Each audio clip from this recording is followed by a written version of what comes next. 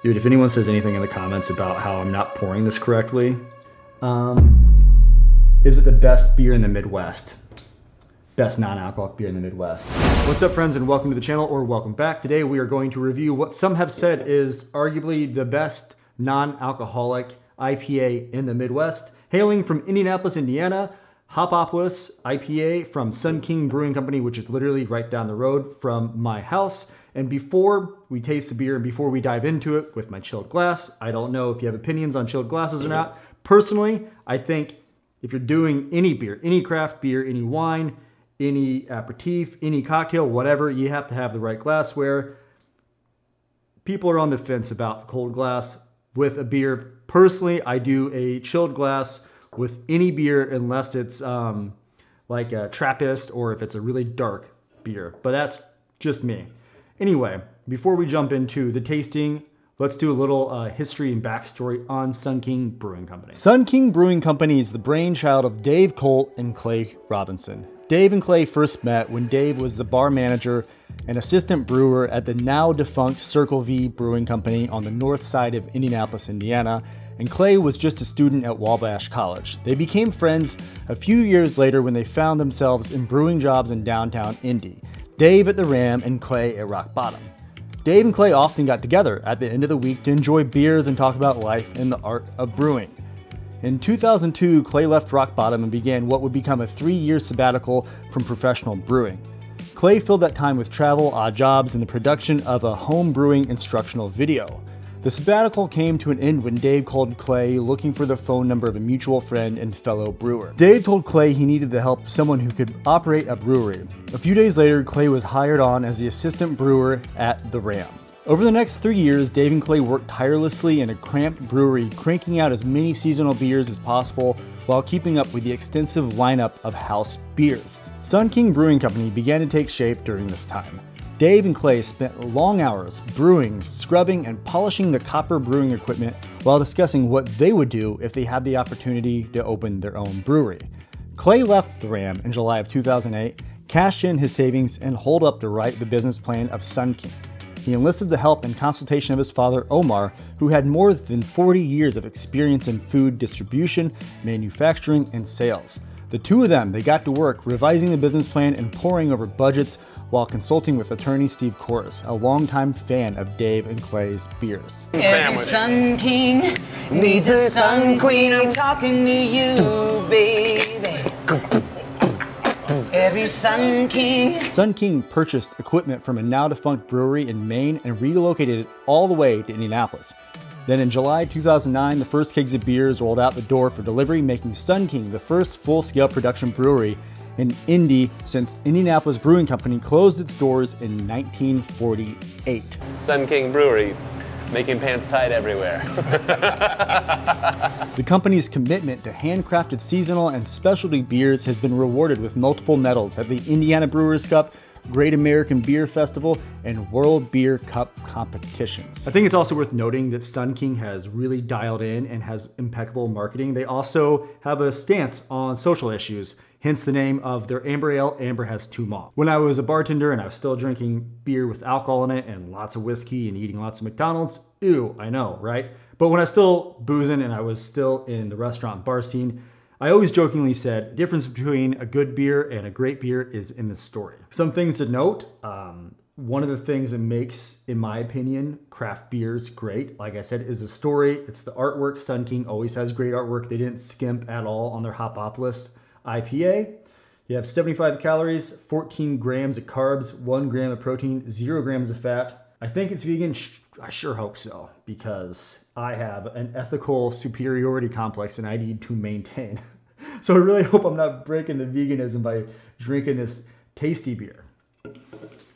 Does it open? Does it crack like beer does? It does. Just like a beer. Look at that. All right. Dude, if anyone says anything in the comments about how I'm not pouring this correctly, you can fucking die in a car fire. Good luck doing that after drinking 6 non-alcoholic beers. Man, that was mean. All right, couple things happening. when you pour this guy. So right from the jump, when you're pouring the beer, I think this is pretty standard for non-alcoholic beer. There is not as aggressive a frothy head. There's not an aggressive head. Insert stupid jokes, you dirty-minded freaking internet weirdos. Watching a guy talk about non-alcoholic beer. What's wrong with you? Head is not aggressive. I don't think that you're gonna get aggressive frothing with any beer that doesn't have alcohol in it because there's not as much yeast. I don't know if that's true. I'm just guessing from the little bit of science and research I've done on craft beers. Also, I've got like a scale here that I'm gonna read from. I'm gonna try to memorize it for later videos. So appearance, I didn't know this about beer and appearance until recently. There is a grading scale for color, and I'll throw that up on the screen. This guy, why am I giving this gender? This thing, this beer, they have like a 6, between a 4 and a 9. Also, tons of floral notes. When I was pouring this into the can, I was like, oh, fruit. I feel like I'm on a cruise.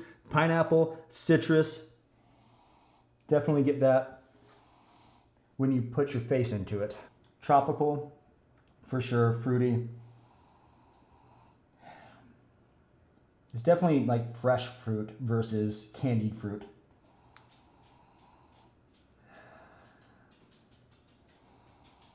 Maybe grapefruit. I haven't smelled a fresh grapefruit in a while, and I just feel like it's standard to say that an IPA has grapefruit notes because most of them do. I don't feel confident enough to say it's for sure grapefruit. All right, let's taste this bad boy. I did it again. Let's taste this bad beer. Let's taste them.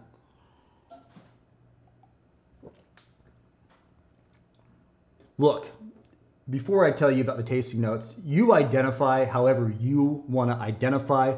Personally, I think it's funny, and I think we really need to examine what's going on in society. Why are people confused about what seems like such a simple thing, like whatever biological sex you were born into?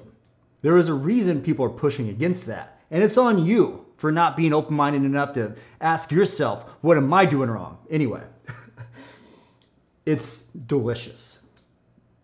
I do not have an answer to this question that I called 3 different people. I asked 3 different people. I asked the brewery, and then I asked a bar that serves this beer, and then I asked an alcohol-free store whether or not this beer is made without alcohol put into it, and then it's, how do I word this?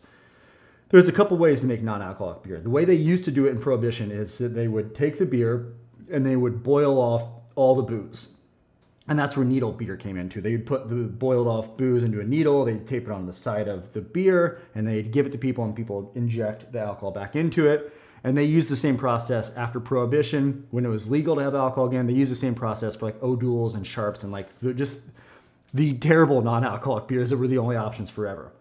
But in the craft beer world, in the craft non-alcoholic beer world, they've started making beer. Years ago, they started making this non-alcoholic beer without putting any alcohol into it from the beginning. And then they figured out how to balance the hops and the barley. And a lot of people have super secret proprietary recipes that they use, lock and key, but they make the beer without putting alcohol into it first. And it's been really interesting to see. This tastes delicious. I would be surprised if they made it with alcohol in it and boiled it out, but maybe they do. And maybe they mask that like stringent, weird flavor by adding in whatever these like hops are, mosaic, whatever. I don't know. I don't know what hops they are.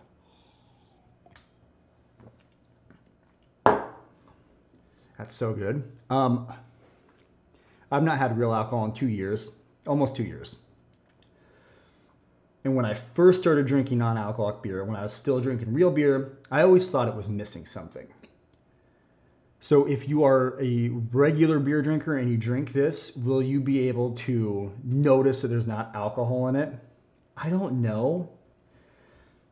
It definitely doesn't taste like a double IPA because double IPAs do have the alcohol burn. But I think this could pass. I think, especially if someone's had 4 or 5 regular beers, you could definitely trick them by giving them this. Because you're like, I don't want them to be obnoxious in my house. Give them this, they'll be fine. But for what I'm after, this is great. Is it the best beer in the Midwest? Best non-alcoholic beer in the Midwest? I don't know. But I'm going to try more.